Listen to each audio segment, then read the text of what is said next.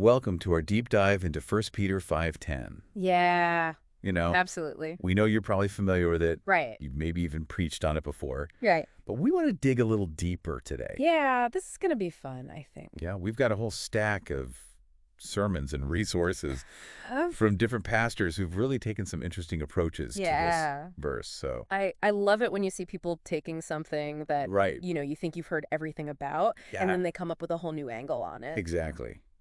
Yeah. Yeah. We always hear about restoration in this verse, Right. but Bridge Church really went deep Uh-huh. into the Greek meaning of the word Okay. and highlighted how it's not just about going back to how things were before, Okay. but about being completely made new, Wow. like even perfected. So it's not just like fixing what was broken, Right. but it's like Yeah. upgrading it somehow. Yeah, it's like taking a broken vase Okay. and not just gluing it back together, but somehow transforming it Yeah. into something even more beautiful and resilient. I like that. Yeah, Now, yeah. Mental of Austin also focused on restoration, Okay. but they took a slightly different angle. Okay. They emphasized returning to a state of wholeness and stability. Okay. And they even used this stained glass window analogy Oh, yeah, I love this one. that I'm really curious to unpack. We'll get to that one, Yeah, but yeah. but first I want to tell you about Bridge City Church. Okay. They took a really interesting approach. Okay. They actually framed suffering as something to be embraced, Wow. as a necessary part of the Christian journey Okay. that leads to this complete restoration. So not your typical feel-good sermon? Not exactly, no. Yeah. But Yeah. it's powerful because it's not about sugarcoating the hard stuff. I It's see. about reframing it Okay. as this refining fire Yeah. that ultimately shapes us into who God intends us to be. Right. And they even used this video game analogy Oh, yeah, this is a good one. to illustrate how knowing the outcome can help you face those difficult levels. Yeah, like when you're playing a game and you know you're going to win, Right. it changes how you experience the challenge. Yeah, because you know the outcome. Exactly. Yeah. The challenge doesn't disappear, Right. but it loses its power to completely derail you. Right. And they connected this back to 1 Peter 5:10, Uh-huh. saying that because we know God will ultimately restore us, Oh, yeah. make us strong, firm, and steadfast, Right. we can face tough times with a different kind of It's confidence. like we've got the map to the end of the game. Exactly. Okay, so we've got these different perspectives on restoration. Right. But 1 Peter 5:10 also talks about vigilance, Right. right? And both Kingdom Church and Bridge Church tackled this idea Yeah. of spiritual warfare, Yeah. emphasizing the very real presence of the devil Yeah. as an adversary. Oh, this is important. Yeah, and Bridge Church even brought in this quote from Edmund Clowney Oh, I love this quote. that I think every pastor needs to hear. Mm. He said, "The devil could not ask for a better cover than the illusion that he doesn't exist." Wow.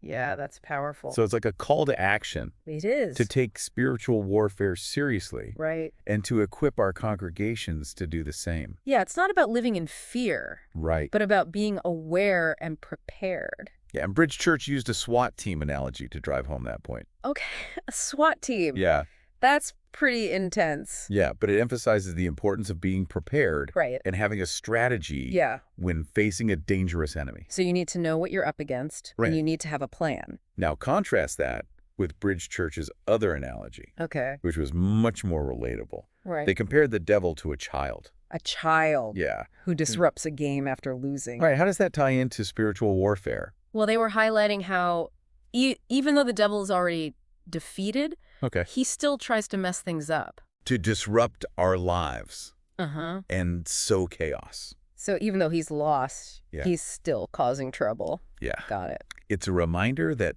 his tactics might be subtle, Okay. even childish, Yeah. but they can still be effective if we're not paying attention. Right. So we need to be aware but not afraid. Exactly. I like that. That's a great takeaway. Yeah. And speaking of takeaways, I think it's time to dive into those illustrations that really stood out to us Yeah, let's do. from these sermons.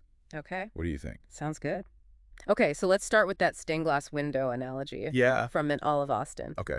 You know how when you're standing right up against a stained glass window, all you see are those individual pieces of glass? Right. Maybe some lead lines? You don't get the full picture. You don't see the big picture, yeah. Yeah. But then as you step back, the whole image comes together, the light shines through, and it's just stunning. Right. They use this to explain how when we're in the middle of suffering, we often get stuck on those individual painful moments. Right. We don't see the full picture, We can't. but God sees the bigger picture. Right. He sees the beautiful work that he's doing through it all. That's such a visual way to explain God's perspective. Right. I can see that really resonating with people Yeah. who are going through a hard time. Absolutely. It's a reminder to trust his plan, even when ours seems to have fallen apart. Right. And speaking of trust, let's talk about Bridge City Church's video game analogy. Okay, yeah. They said that when you're playing a game and you know you're going to win, Uh-huh. it changes how you experience the challenge. Because you know the outcome. Exactly. Yeah. It's not that the challenge disappears, but it loses its power to completely derail you. Right. You know, Right. Bridge City connected this back to 1 Peter 5:10, Okay. saying that because we know God will ultimately restore us, Okay. make us strong, firm, and steadfast, we can face those tough times with a different kind of confidence. Like we've got the map to the end of the game. Yeah, we know where we're going. Yeah. And that's a powerful message for your congregations. Absolutely. Now, these sermons also highlighted the importance of community, Okay. especially Bridge City's embracing suffering, finding strength in community and faith. Okay. They really emphasized how we need each other during those difficult seasons. Yeah, and that ties in beautifully with that communal aspect of restoration. Right. That's found in 1 Peter 5:10. Mhm. It's not just about individual healing, but about being made whole as a community of believers. It's about the whole body. Right. Yeah. And that's where those analogies about spiritual warfare come into play. Oh, absolutely. Because if we're going to be vigilant, we need to be vigilant together. We need to have each other's backs. Right. Yeah. So the SWAT team analogy from Bridge Church emphasizes Right. having a strategy, Right. knowing your enemy, Yeah. working together to achieve the objective, Teamwork. while the child disrupting the game analogy Yeah. highlights how even the smallest disruptions can have a ripple effect. Right. So it's a good reminder to be aware of those subtle attacks and to support each other when they come. Yeah, we need to be watching out for each other. Right? And, remember that question we raised earlier Yeah. about preaching on spiritual warfare without scaring people? Right.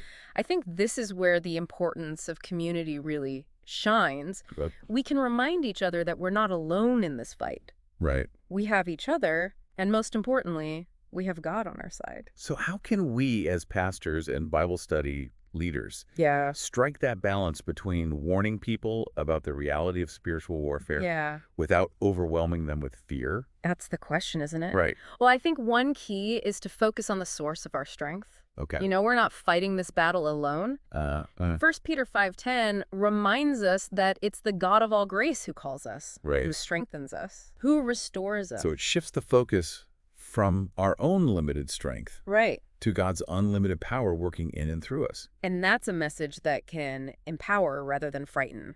Absolutely. It's a message of hope and victory, not defeat. It's like we're standing on solid ground, even when the storms are raging around us. Exactly. Yeah, it's like we're not just weathering the storm, but we're actually being strengthened by it. We come out stronger on the other side, and Far. that's what gives people hope. Yeah. That's what gives them the courage to keep going when things are tough. So as you prepare to preach on 1 Peter 5:10, Right.